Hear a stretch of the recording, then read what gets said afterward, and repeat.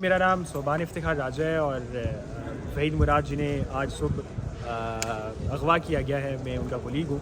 तो ये वाक़या कुछ ऐसे पेश आया कि हम G8 शाहजी पर बैठे हुए थे और वहीं पे वहीद मुराद, हमारे कुलीग फ़रहान अहमद ख़ान साहब और कुछ दीगर दोस्त थे। तो हम दो अलग अलग टेबल्स पे बैठे हुए गपशप कर रहे थे अपने अपने दोस्तों के साथ। तो वहाँ से उठ के वो चले गए और गालिबन ये कोई 2 बजे का वक्त था। मुझे फ़रहान अहमद ख़ान साहब की कॉल मौसूल हुई और मुझे लगा कि ये शायद कोई उनका मोबाइल वगैरह यहाँ पे रह गया या इस तरह का कोई मामला हुआ है, तो इस वजह से कॉल बैक कर रहे हैं। तो लेकिन उन्होंने कहा कि यार सुबान कहाँ हो? तो मैंने कहा जहाँ छोड़ के थे अब मैं वहीं बैठा हुआ हूँ। तो उन्होंने कहा कि फ़ौरन से पहुँचो, वहीद के घर में कोई लोग घुस रहे हैं। तो मैंने कहा उनका घर है कहाँ? मुझे ये तो पता था कि घर उनका G8 में है, लेकिन एग्जैक्ट लोकेशन का नहीं पता था। तो उन्होंने लोकेशन बताई और मैं खैर वहाँ पे अगले मेरे ख्याल से 2 या 3 मिनट में मैं वहाँ पहुँच गया। मेरे साथ कुछ दीगर दोस्त भी थे। मैं जब इंटर हो रहा था, वहीद मुराद साहब पे घर है, इसके साथ G8 ये शारा लगती है, मैं इसका नाम भूला हुआ हूँ, खैर पार्क के साथ एक घर है। जैसे ही मैं इंटर हो रहा था तो कोई मैं 200 या 150 फीट के फासले पे गालिबन हुआ हूँगा। तो 3 के करीब जो है वो गाड़ियाँ थी। 2 उनमें से डाले थे, वीगो डाले जिन्हें कहा जाता है। एक ब्लैक कलर की थी, एक ब्राउनिश सी थी और एक बाज़ाहिर पुलिस का डाला था, लेकिन मैं कंफर्म नहीं हूँ कि वो पुलिस का था या कोई और था, चूँकि उस पर जो वो पीछे तड़पाल और ये इस तरह की उसकी जो वो लुक्स थी, तो मुझे लगा शायद पुलिस का, लेकिन आई एम नॉट श्योर कि वो शायद पुलिस का था या नहीं था। खैर वो उन्हें वहीद मुराद साहब को वहाँ से लेकर रवाना हो रहे थे। तो मैं वहाँ पर पहुँचा, चूँकि मैंने कहा कोई कैप्चर कर लेते हैं कोई सीन, ताकि रिकॉर्ड का हिस्सा रहे और सबूत रहे कि वहीद मुराद को कौन लोग ले गए या फिर उन्हें जो है कोई लोग अगवा कर गए। तो इस कोशिश में मैंने पहले पीछे से जो है वो गाड़ियों का बैक साइड से लिया शॉट, लेकिन वो क्लियर नहीं आया। तो मैंने कहा थोड़ा क्लियर आ जाए ताकि ये भी पता चल जाए अंदर वो बैठे हुए हैं या नहीं। तो मैं थोड़ा आगे बढ़ा और गाड़ियों के करीब गया। जैसे ही मैं गाड़ियों के करीब गया, गाड़ियाँ आगे रवाना हो गई, मेरा शॉट बन गया, मैंने मोबाइल जेब में डाला। इतने में मुझे मालूम हुआ कि एक बैक साइड पर भी एक और गाड़ी खड़ी है और कहीं उसने नोटिस किया है कि मैंने वीडियो कैप्चर की है। उसके बाद बस मैं G8 मरकज़ के करीब पहुँचने ही वाला था कि मुझे ऐसे फील हुआ कि जैसे पीछे मुझे कोई हिट करने वाली गाड़ी, चूँकि बहुत करीब आके आवाज़ आई। और जैसे ही मुझे ये फील हुआ कि मुझे कोई हिट कर रहा है, तो फिर मैं दायरे जान बचाते हुए वहाँ से भागा। और वो जो ब्राउन कलर की गाड़ी थी उसने मेरा पीछा किया। G9 की मुतादिद गलियों में जो है वो मैं उन्हें उनके आगे आगे भागता रहा और बिलाखिर एक जगह पर जाकर रोड का इख्तिताम हो गया। वहाँ पे गली ख़त्म हो गई, मैं शायद किसी गलत गली में चला गया था और उसके बाद एक कच्ची रोड शुरू हो रही थी और उसके बाद आगे नाला था। तो वहाँ से भी मैंने दोबारा जो वो निकलने की कोशिश की, लेकिन मुझे गाड़ी ने हिट किया और मैं वहाँ पे जो वो गिर गया। और फिर मुझे उस गाड़ी में जो मौजूद थे असलाबदार लोग, उन्होंने मुझे धर लिया, मेरी अच्छी खासी पिटाई की। मुझे ये निशानात हैं, इसी तरह से मेरी टांग पे जो खून शून आया हुआ है, ये देख सकते हैं आप। ये तमाम से जगहों पे जो मतलब वो 4 लोग मुझे मुसलसल तकरीबन 10 मिनट तक जो है वो कमोबेश लगातार तशद्दुद का निशाना बनाते रहे। फिर उन्होंने मेरे तमाम के तमाम बैग ले लिया। मेरी बैग्स के अलावा मेरे जेब में मेरे दोनों मोबाइल पड़े हुए थे, तो उन्होंने मोबाइल का मुतालबा किया और मोबाइल का जब उन्होंने मुतालबा किया तो मेरे मोबाइल भी दे दिए। ज़ाहिर है वो मुझे पीट रहे थे। और इसी असना में उन्होंने मेरे कपड़े, चूँकि मैंने कोट ब्लेज़र पहन रखा था, उसके बाहर कोट था, वो उतारा। और इस दौरान वो मुझसे पूछ रहे तुम कौन हो? मैंने फिर उन्हें बताया कि यार मैं इनका कुलीग हूँ और मुझे इस तरह से मालूम हुआ कि यहाँ पे इनके घर में कोई घुस रहा है, तो इस वजह से जो वो वीडियो मैंने कैप्चर की। और तो मैंने ऐसा कोई लॉ वायलेट किया नहीं है। तो मैंने वापस जवाबन पूछा कि आप कौन हैं? तो मैंने जब पूछा तो उन्होंने मुझे ऊपर से और जो है वो मुक्के और थप्पड़ मारे। और जब भी मैं इस तरह का क्वेश्चन करता था वो मुझे मुसलसल तशद्दुद का निशाना बना रहे थे। उनका क्वेश्चन में जब उन्हें खैर ये पूछा कि आप कौन है, तो उन्होंने मुझे कहा तुम्हें नहीं पता हम कौन है। और मुझे अभी भी लिटरली वो चेहरे उनके याद आ रहे हैं, वो खौफनाक से, गो के उन पर मास्क लगे हुए थे। लेकिन जब मेरे इस क्वेश्चन पे उन्होंने ये भी बताया कि तुम्हें नहीं पता हम कौन है, और मुझे फिर दोबारा पीटना शुरू कर दिया। खैर वो बार बार मुझसे मुतालबा कर रहे थे कि आप मोबाइल जो है वो इसका लॉक दें, इसका जो पिन कोड है वो दें। तो मैंने कहा मैं आपको चलें मोबाइल ओपन करके दे देता हूँ, मैं आपसे कोऑर्डिनेट कर रहा हूँ। आपने जो वीडियो डिलीट करनी है डिलीट कर दीजिए। और मेरे भी दिमाग में यही था कि ये मामला यहाँ पे ख़त्म हो जाएगा, वीडियो वगैरह डिलीट कर देंगे।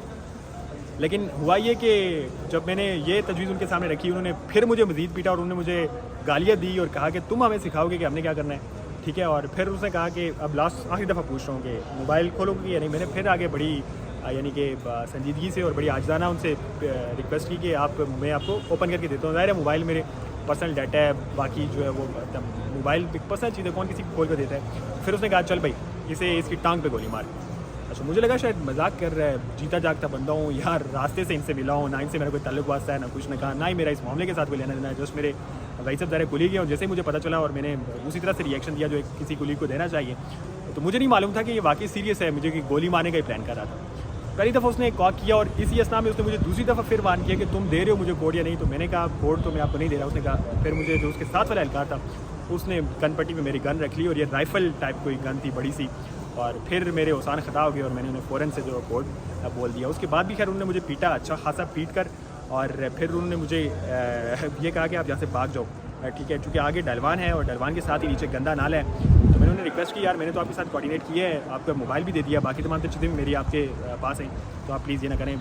लेकिन मैं जो भी उन्हें बात करता था वो आगे मुझे मुसलसल पीटे जा रहे थे, लाते मार रहे थे, मुक्के मार रहे थे और महज गालियाँ दे रहे थे। खैर वो मेरी उस तजवीज़ और उस पेशकश का भी उन पर असर ना हुआ, और फिर एट द एंड सीन इस तरह से ख़त्म हुआ कि मुझे बाहर ले गए। शायद वो मुझे साथ ले जाना चाह रहे थे, वाला आलम ये तो वही जानते हैं। लेकिन साथ G81 में वहाँ मस्जिद है, मस्जिद से कोई लोग मेरी चीखों पुकार सुन के एक आदमी बाहर आया और उसके साथ एक और आदमी भी ये सारा सीन देख रहा था। तो उससे जब मैंने देखा तो मुझे लगा शायद इन्हीं के साथ कोई बंदा है जो मुझे फॉलो करते हुए यहाँ पहुँचा है। लेकिन उसे भी जो है वो उन्होंने पूछताछ की और उसे बाकायदा डराया धमकाया। उससे पूछा तुम्हें पता हम कौन है? उसने कहा नहीं मुझे तो नहीं पता आप कौन है। उसने कहा हम एजेंसी से, अपना मोबाइल निकालो, वीडियो बना रहे थे, और इस तरह की उसे धमकी दी। उसने फ़ौरन से दायरा मोबाइल अपना खोल के दिखाया कि मैंने कोई वीडियो शीडियो नहीं बनाई, वो तमाम तरह की उसने देखी। उसके बाद वो मुझे दोबारा उसी जगह पे ले गए जहाँ पर उन्होंने मुझे वो ज़दुकोब किया, और फिर वहाँ पे मुझे दोबारा तशद्दुद का निशाना बनाया। एट द एंड वो मुझे कह रहे थे यहाँ से भाग जाओ, पीछे मुड़ के नहीं देखना। मुझे लगा शायद ये ना वो फायर मार दें, चूँकि नीचे टोटल वीराना है, और अगर यहाँ पे फायर होता भी है क्या पता 2-3 दिन तक किसी को ये मामले का पता ही ना चले। तो मैंने उन्हें रिक्वेस्ट की, यार आप ये काम ना करें, मुझसे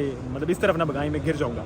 तो फिर मुझे वो घसीटते हुए एक उनमें से एक शख्स जो बाज़ाहिर उनका लीडर लग रहा था, और वो अच्छे कपड़ों में था, नौजवान आदमी था, कोई 27 से 30 साल के दरमियान हुआ होगा, अच्छे खूबसूरत उसके बाल थे, लेकिन चेहरे पे मास्क था, दाढ़ी थी, और नई उसने ब्रांडेड पैंट पहनी हुई थी, चूँकि अच्छी क्वालिटी की लग रही थी। चूँकि मुलाते मुझे पड़ी थी तो मैंने ये तमाम चीज़ें देखी यहाँ। तो खैर वो मुझे साथ घसीटते हुए वहाँ ले गया और उसने कहा आप मुर्गा बनाओ। मुर्गा में खैर पहले भी बना, लेकिन वहाँ पे फिर दोबारा बना, और उसने मुझे किक लगाई और मैं कमो बेश तकरीबन 10 फीट दूर जाके गिरा, और इतने में वापस अपनी गाड़ी में बैठे और वहाँ से चल दिए। और फिर वहाँ मैं अपने तय जो अपने दोस्तों तक पहुँचा, 15 को कॉल की, उनकी जानिब से कोई 5-10 मिनट बाद रिस्पॉन्ड किया गया।